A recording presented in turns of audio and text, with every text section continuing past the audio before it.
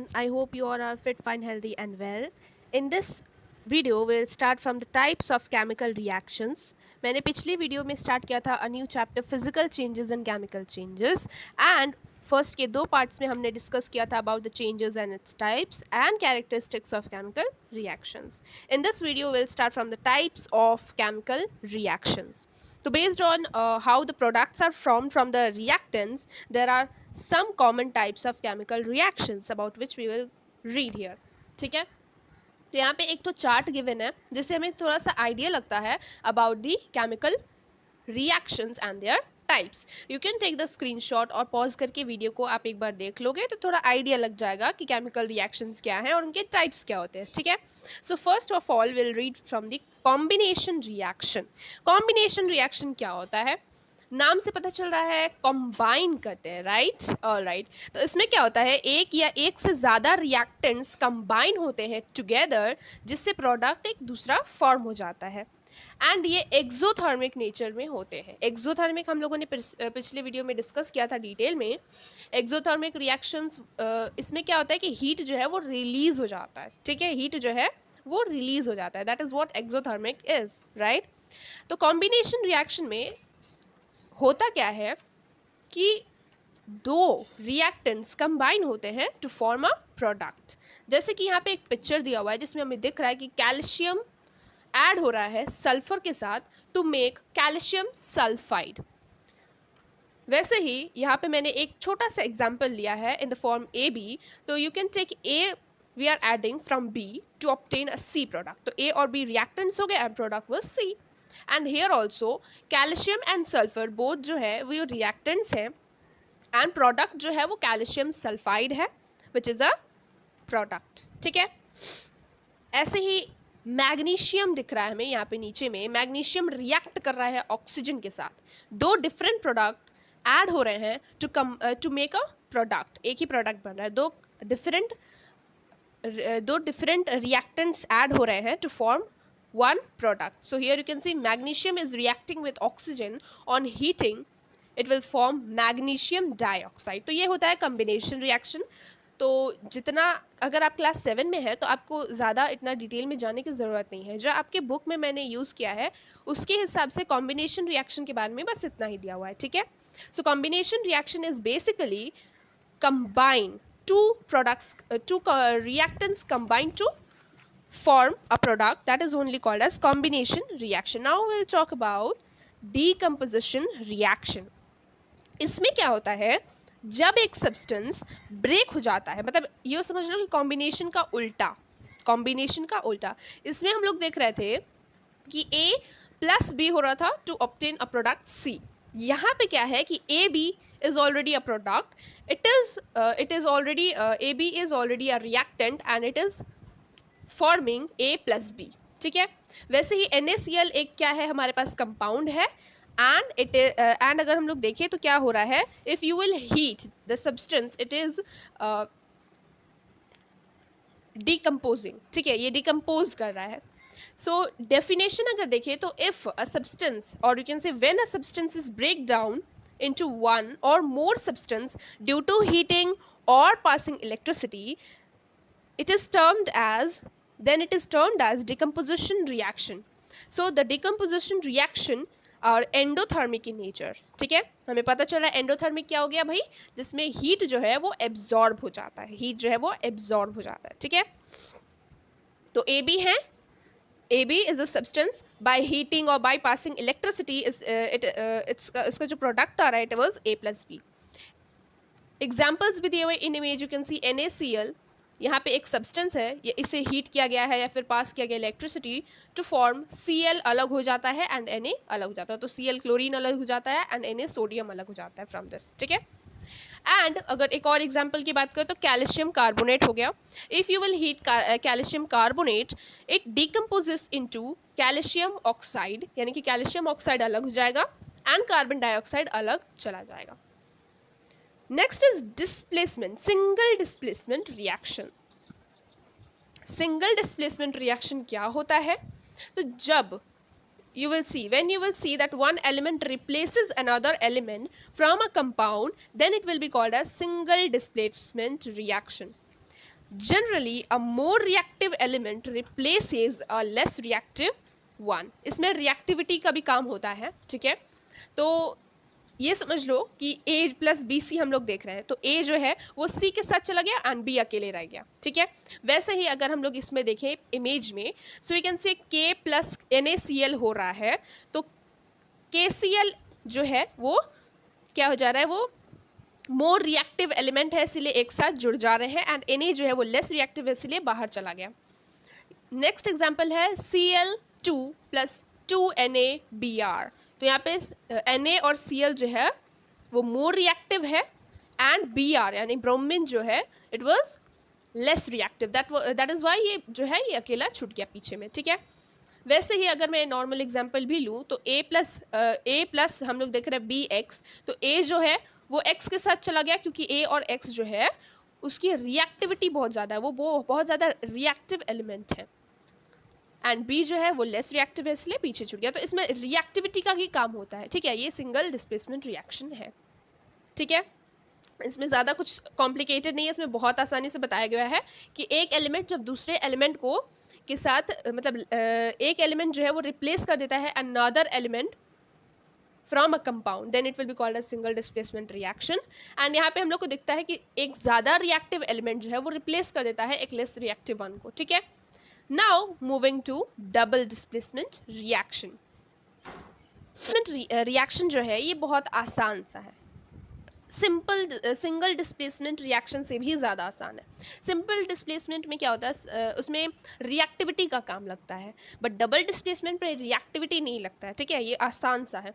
इसमें क्या होता है, दो कंपाउंड होते हैं, वो रिएक्ट करते हैं एंड एक्सचेंज कर देते हैं अपने अपने एलिमेंट्स को और ग्रुप्स को, ठीक है। जैसे कि AB प्लस CD है, ठीक है। AB प्लस CD हम लोग को देखने को मिल रहा है, तो A जो है वो D के साथ चला गया एंड C जो है वो B के साथ चला गया। ये डिफरेंट एलिमेंट्स थे, AB CD तो डिफरेंट एलिमेंट्स थे, they are both combining. AB combine हो गया और CD कंबाइन हो गया, बट उसका प्रोडक्ट जो फॉर्म हो रहा है उसमें हम लोग को दिख रहा है कि A जो है वो D के साथ चला गया एंड C जो है वो B के साथ रह गया। तो डबल डिस्प्लेसमेंट रिएक्शन में यही फंडा है, ठीक है। इसमें AB प्लस CD करेंगे तो A D के साथ जाएगा, A इस फर्स्ट वाले एलिमेंट लास्ट वाले एलिमेंट के साथ जाएगा, एंड ये वाला जो सब्सटेंस है वो C वाला जो सब्सटेंस है वो B के पास चला जाएगा। If I will take pen, तो ये A जो है वो D के साथ चला जाएगा, C जो है वो B के साथ चला जाएगा, तो it will form together AD and CB, ठीक है। इसमें कुछ खास हार्ड वाला कुछ भी नहीं है, बहुत आसान है, बहुत ईजी है, आराम से समझ में आ रहा है, ठीक है। अब डबल डिस्प्लेसमेंट की आगे बात करें तो इसके दो इंपॉर्टेंट प्रकार भी होते हैं, which is precipitation reaction and neutralisation reaction. अब ये दोनों क्या है, इनके बारे में भी थोड़ा चर्चा कर लेते हैं, ठीक है। तो न्यूट्रलाइजेशन रिएक्शन क्या होता है सबसे पहले मैं वो बताऊंगी। अभी कुछ टाइम पहले हम लोगों ने एक नया चैप्टर पढ़ा था where we have discuss acid bases and salts. तो न्यूट्रलाइजेशन वहाँ पे मैंने बहुत अच्छे से पढ़ाया था, यहाँ पे भी फिर से बता देती हूँ कि न्यूट्रलाइजेशन रिएक्शन होता क्या है। तो न्यूट्रलाइजेशन रिएक्शन में एक एसिड जो है वो बेस के साथ रिएक्ट करता है और बनाता है प्रोडक्ट में सॉल्ट और वाटर। जैसे कि यहाँ पे हम लोग को दिख रहा है HCl ऐड हो रहा है विथ NaCl। HCl क्या है, हाइड्रोक्लोरिक एसिड, ये एक एसिड है, ऐड हो रहा है, रिएक्ट कर रहा है सोडियम हाइड्रोक्साइड के साथ विच इज NaCl, एंड ये दोनों एसिड और बेसिस ऐड हो रहे हैं टू फॉर्म NaCl जो कि है हमारा सॉल्ट एंड H2O जो कि है हमारा वाटर। तो न्यूट्रलाइजेशन रिएक्शन में एक चीज़ हमेशा कॉमन रहेगी कि भाई कोई ना कोई एसिड रिएक्ट करेगा कोई ना कोई बेस के साथ to form a salt and water, ठीक है। बहुत आसान है, बहुत आराम से समझ में आ गया। अब क्या है प्रेसिपिटेशन रिएक्शन, तो जो भी है अब ये है, ठीक है। तो प्रेसिपिटेशन रिएक्शन क्या होता है, when two compounds react to form an insoluble product, then it is termed as precipitation reaction. The insoluble product appears in the form of precipitate here, ठीक है, समझ में आ रहा है। तो यहाँ पे प्रेसिपिटेशन रिएक्शन में दो कंपाउंड रिएक्ट करते हैं to form an insoluble product, ठीक है, and this insoluble product appears in the form of precipitate. White colour का कुछ दिखता है, ठीक है, प्रेसिपिटेट वही हुआ। तो सोडियम हाइड्रोक्साइड है, यहाँ पे दिख रहा है हमें सोडियम हाइड्रोक्साइड रिएक्ट कर रहा है with magnesium chloride to give white precipitate, यानी कि सोडियम हाइड्रोक्साइड रिएक्ट कर रहा है मैग्नीशियम क्लोराइड के साथ एंड प्रोडक्ट में हमें दिख रहा है कि वाइट कलर का प्रेसिपिटेट फॉर्म हो रहा है, white precipitate of sodium chloride is formed here. ठीक है, तो ये है प्रेसिपिटेशन रिएक्शन। ठीक है, इसमें क्या होता है, कोई भी दो कंपाउंड रिएक्ट करते हैं, कोई भी इनसॉल्युबल प्रोडक्ट फॉर्म हो जाता है और वही हो जाता है हमारा प्रेसिपिटेशन रिएक्शन। अब बढ़ते हैं हमारे last part of the video के, जो कि है हमारा ऑक्सीडेशन एंड रिडक्शन। ऑक्सीडेशन और रिडक्शन बहुत आसान सा टर्म है।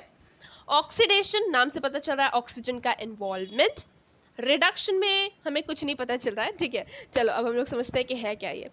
तो ऑक्सीडेशन रिएक्शन में क्या हमें समझ में आ रहा है, तो ऑक्सीडेशन क्या है, कोई भी केमिकल रिएक्शन होता है तो उसमें ऑक्सीजन का एडिशन होता है। कोई भी केमिकल रिएक्शन में हमें ऑक्सीजन ऐड होते हुए दिखता है और हाइड्रोजन रिमूव होते हुए दिखता है, तो भाई वो पर्टिकुलर केमिकल रिएक्शन हमारा ऑक्सीडेशन रिएक्शन कहलाता है। समझ में आ रहा है? तो ऑक्सीडेशन रिएक्शन में दो चीज़ हमेशा ही देखने को मिलती है, addition of oxygen and reduction of hydrogen. ये बहुत इंपॉर्टेंट पार्ट है, ये बहुत इंपॉर्टेंट दो टर्म है जिससे हमें पता चलता है कि हाँ भाई कोई केमिकल रिएक्शन में ऑक्सीडेशन हो रहा है। अब इसे समझने के लिए एक एग्जांपल देख रहे हैं हम लोग।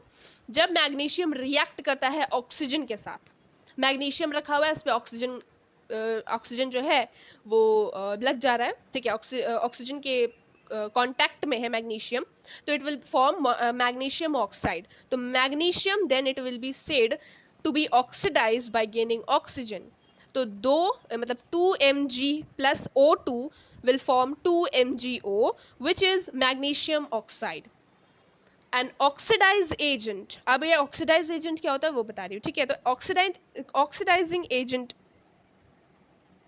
is one that can oxidize other substance, यानी कि जो oxidizing agents होते हैं वो किसी भी दूसरे सब्सटेंसेस को, किसी भी सब्सटेंस को ऑक्सीडाइज बना देते हैं, but itself get reduced.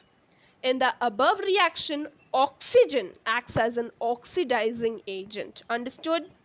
Okay. Now reduction की अब थोड़ी बात ही कर ले। ठीक है, तो reduction में क्या होता है, जब कोई भी केमिकल रिएक्शन हो रहा हो तो उसमें हाइड्रोजन का इन्वॉल्वमेंट हो और ऑक्सीजन का रिमूवल हो, तब वो सब्सटेंस या तब वो केमिकल रिएक्शन रिडक्शन रिएक्शन कहलाएगा। ठीक है, तभी वो केमिकल रिएक्शन रिडक्शन रिएक्शन कहलाएगा। ठीक है, तो इसमें भी दो पार्ट है, यानी कि ये समझ लो कि ऑक्सीडेशन का प्रॉपरली उल्टा है। ठीक है, तो रिडक्शन रिएक्शन में क्या होता है कि कोई भी केमिकल रिएक्शन में addition of hydrogen and removal of oxygen होता है। ठीक है, then it will be termed as the reduction reaction. Example हो गया जिंक ऑक्साइड। जिंक ऑक्साइड जो है, जिंक जो है वो कम्प्लीटली ऑक्सीडाइज हो चुका है, तो इसे अगर हम लोग रिड्यूस करना चाहें तो जिंक अलग हो जाएगा एंड ऑक्सीजन अलग चला जाएगा। So zinc oxide is reduced to zinc when zinc oxide reacts with carbon. Okay, तो यहाँ पे ऑक्सीजन की जगह कार्बन है, but they are okay. Now reduction reaction के बारे में क्लियर हो गया होगा कि रिडक्शन रिएक्शन क्या होता है। अब थोड़ा रिड्यूसिंग एजेंट के बारे में बात करते हैं। तो ऑक्सीडेशन एजेंट से कम्प्लीटली उल्टा है रिड्यूसिंग एजेंट। ये भी एक ऐसा काइंड ऑफ सब्सटेंस है, मतलब ये एक ऐसा एजेंट है जो किसी भी सब्सटेंस को क्या कर सकता है, रिड्यूस कर सकता है। ठीक है, बट खुद ऑक्सीडाइज हो जाता है। In the above reaction carbon acts as a reducing agent. यहाँ पे कार्बन का स्पेलिंग गलती है, प्लीज़ सही कर लो। PDF जब मैं प्रोवाइड करूँगी तो मैं सही करके दूंगी। ठीक है, सो कार्बन जो है इस रिएक्शन में, जिंक वाले रिएक्शन में रिड्यूसिंग एजेंट का काम कर रहा है। ठीक है, तो ये था हमारा ऑक्सीडेशन एंड रिडक्शन के बारे में बात। अब इस पेज में तुम्हें थोड़ा सा oxidising agents and reducing agents के बारे में दिया हुआ है। प्लीज़ लर्न कर लो, ये टेबल बहुत हेल्पफुल होने वाला है ये। ठीक है, एंड एक बहुत इंपॉर्टेंट बात है जो कि तुम्हें पता होना चाहिए related to oxidation and reduction reaction, कि भाई यूनिवर्स में कोई भी ऐसा रिएक्शन नहीं होगा जहाँ पे ऑक्सीडेशन या रिडक्शन अलग अलग सेपरेटली ऑकर्स नहीं होते होंगे. There is no reaction in the universe in which oxidation and reduction occurs separately.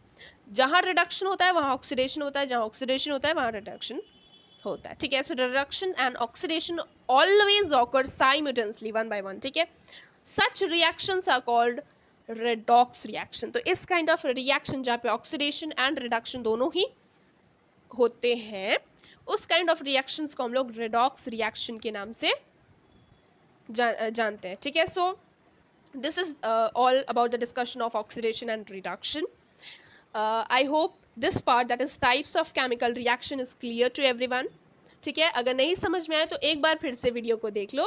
मैंने बहुत ही आराम से समझाया है, बहुत ही स्मूथली समझाया है, समझ में आ जाएगा. ठीक है, thank you everyone for watching my video. And अगर तुमने सब्सक्राइब नहीं किया चैनल को तो प्लीज़ वे कर लो. ठीक है, एंड लाइक भी दे दो. ओके, मुलाकात होगी नेक्स्ट वीडियो में. Till then, thank you.